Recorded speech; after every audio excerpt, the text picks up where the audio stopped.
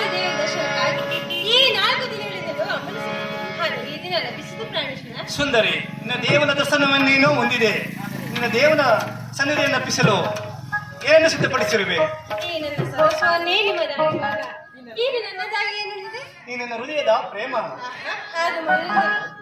ಅದು ಮೊದಲಿನಿಂದಲೂ ನಿಮ್ಮದಾಗಿದೆ. ಹಾಡುವ ನಾನದನ್ನು ಬಲ್ಲೆ ಪ್ರೇಯಸಿ. ಪ್ರತಿದಿನವೂ ಪ್ರತಿ ಕ್ಷಣವೂ ನಿನ್ನ ಪ್ರೇಮವನ್ನು ಹೊಸದಾಗಿ ಪಡೆಯಬೇಕೆಂಬ ಬಯಕೆ.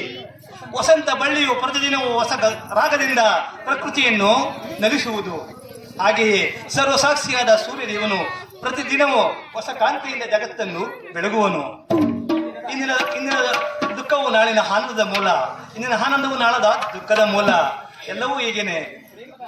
ಪ್ರೇಮದ ವಿಚಾರವು ಹೀಗೆ ಸಮ್ಮಿಲನದಿಂದ ವಿರಹದಿಂದ ಮತ್ತೆ ಸಮ್ಮಿಲನ, ವಿರಹದಿಂದ ಸಮ್ಮಿಲನ, ಸಮ್ಮಿಲನದಿಂದ ಮತ್ತೆ ವಿರಹ, ಸಮ್ಮಿಲನ. ಇದೇ ರೀತಿಯಲ್ಲಿ ನಿನ್ನೆ ನಾವು ದುಃಖದ ಸೋಗದಲ್ಲಿ ದಗ್ಧರಾಗಿದ್ದೆವು, ಮತ್ತೆ ಸಮ್ಮಿಳಿತರಾದವು.